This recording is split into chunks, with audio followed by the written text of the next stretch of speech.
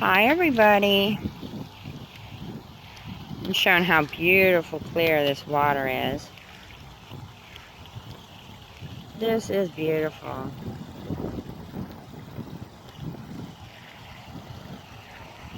And I'll tell you what, whatever I've done, I have finally done it right. Because you could see a crumb on the bottom of this pond. I'm very happy. I have finally accomplished having koi babies. Oh, there he is. There he is. Down in there. You can...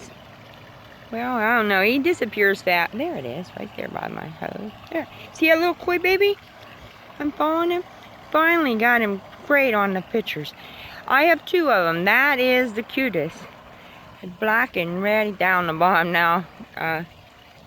Trying to find stuff. But when you get koi babies and they breeding in your pond, you know you're doing it right. So I'm thrilled. I do have definitely two koi babies in this pond. You know, and which that's amazing because I just love them. And all the fish seem so happy. I know in this video it looks like, you know, you're seeing green. You can see every pot, everywhere. Matter of fact, you can't, it don't even look that deep, but it's pretty darn deep in, like in this midsection. I have my aerators going. Gotta make sure, and all that stuff. Excuse me. And there's my big boy tank. He's down there. He's like the master of the pond, you know. But, oh, and here's my beautiful freckles. Love freckles. Gorgeous fish. Up in there. Beautiful koi. I love so many of them. This one has intense, beautiful blue eyes. And very silvery. That's a young faded one that's getting way better colors this year. Bought him a few years back. Really small. Let's see. Oh, I got a couple of these beautiful golden ones. I got one that's lighter and one that's a little shade darker. One sunshine and oh goodness, what the heck did I name the other one? I hate when I forget their names, but they all have names. Goldie and Sunshine, yeah. All right, there we go. That's what it was. I have my Mr. Orange head. I don't have a name for that beautiful orangey shiny one, or this one with the pretty scales on its back. Right here, that's a beautiful fish. Love him. I gotta name my two absolutely wonderful koi that was born in the pond, which I can't wait, you know, to see how they're going to look when they grow up, because they're bound to be amazing. They just swim all over the place here. It's a big pond. I have to, hopefully someday I'll get all the finishing touches, you know, like nice borders and all that. But water quality and filtration is the top things you have to worry about. Somehow after 20 years, I got it figured out.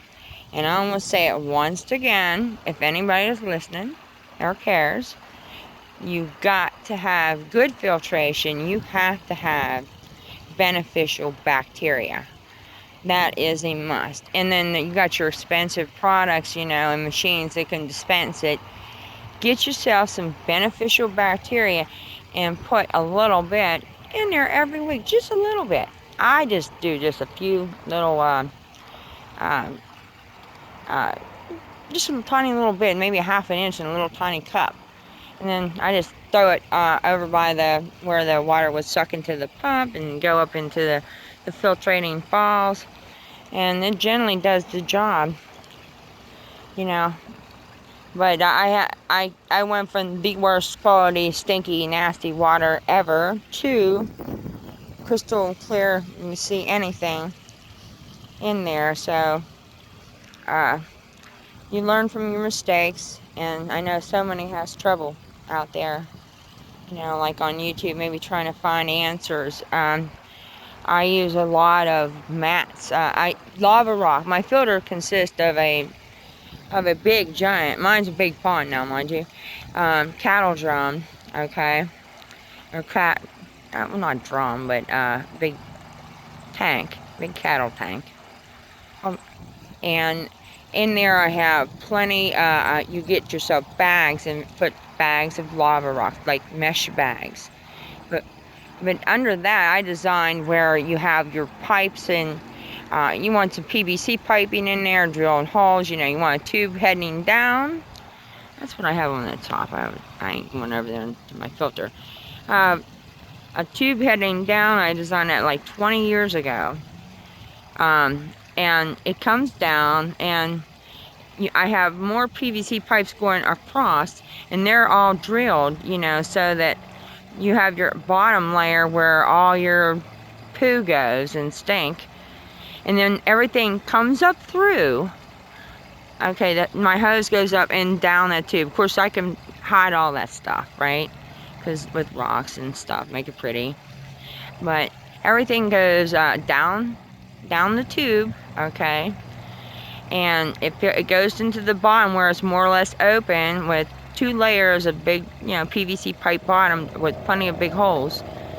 And then on top of that is bags of lava rock, several bags. And then on top of that, I have bags of well, I have like the lava rock, and then I go with these blue mats. You know, they're like more or less furnace filters. Okay, and they're just spongy, and I actually throw them in my wash machine after they get squoze out, because they do get dirty. And I just throw them in like in a gentle setting, hand wash. And then I just put no suds, no nothing, and I just put it on where it's a hand wash, rinse and spin, you know.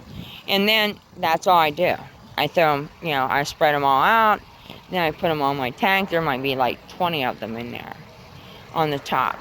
Then on top of that, I weigh it down with a couple bags of small pea gravel. Everything always you should rinse before putting into your tank. And like rocks, any kind of new rocks or anything.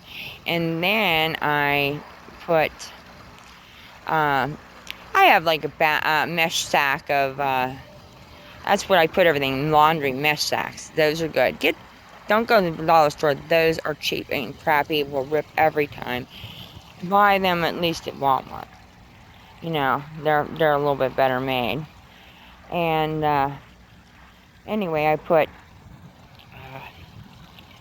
I even have a mesh sack of just caps that come off of like pop bottles, medicines, in a little lingerie sack. I throw that on top, and all that stuff gets a light hose rinse when cleaning and evacuating, you know, whatever crud's in there.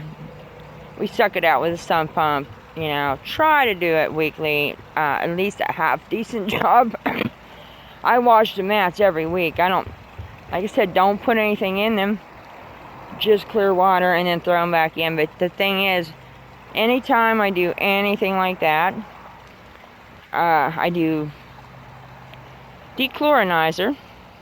When of course, when your water level drops when you evacuate all your stuff out of your tank, I use dechlorinizer, and then a little bit later on, I'll come in with a little bit of excuse me, beneficial bacteria.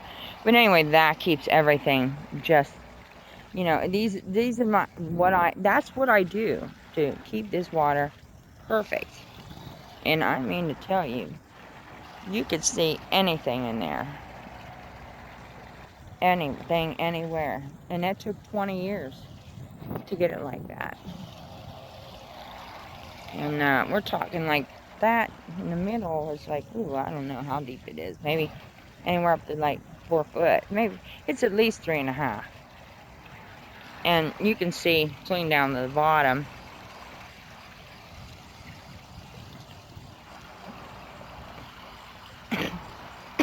Filming in the sun is really hard. I know I look like I have a crappy bomb since it is so clear, but that green coat. Oh, there's my little toy right there. Right, he's standing up on end there somewhere. Right there. See him? He's down there digging around. That is one of my official babies. That's my finest one. But anyway, that's how I do it. I have a little bit of a cough. And hopefully these tips will help somebody. I also put a mesh bag on my pump. Okay, I have a pump over there. It needs cleaned. Yes, it does. It needs cleaned off. I'll zoom in on it. That's way across the way. Over there is a mesh bag in my pump. Oh, once I find it in my camera again. It's just so sunny. Okay, right there, you can see it. That's a mesh laundry sack covering my pump. That will save you so much trouble and heartache. You know, if it's really, you have some really nasty stuff going on in your water, you can just rinse it off. You know, I just pick that up, rinse it, shut everything down, second unplug, and rinse it back in. That saves you time. That'll save you actually your pump usage. I was buying pumps left and right. No more. I don't do that no more. My pump's running awesome.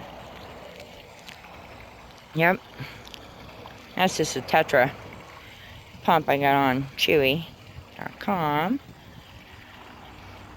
But that's how I do it. Somebody might be interested. And it's nice to have some water movement and stuff. But get that bacteria, and you might, like after you do, you might want to throw a couple of your drops. And it don't take a lot in your tanky up there or near. Throw it across the water. That bacteria grows on stuff. You know, like those medicine caps or anything. So you want to make sure you have a little bit of that going on. It's always going to stay in your pond. And once it stays in your pond, you finally get crystal clear water that, you know, that you can see everywhere. And I have not had this in 20 years. This is great. I love it. The fish breed better. They're happy. You know, this guy's really happy. Hi, Tank. Tank. That's my boy. He loves me. If these fish see me, and they know I'm here, I'm just standing. But if I'm like not here and I come out here, they all rush to me. They love me. I am their mommy. They'll, you know, like he would eat out of my hand, and he has eaten out of my hand before. But those who love fish, this is the way to go. And that's how you take care of the pond. Because I never had clear water ever. I had putrefating sick water, and it was like scum, brown scum. Oh, there's I don't know if we can, a lot of sun brightness over there going on, but I'm trying somewhere over there. See, I can see him so clear. My little baby koi is getting some food here along the edge. Someone near this fountain. It's hard to actually see when you're filming. Where you at, little guy? Oh, right there. That's it. That's my baby. There's two of them in there like that. Very happy. There he is. That's a good one right there. That's my baby. I have two little beautiful baby koi in there that I am so happy and proud that I got them raised up.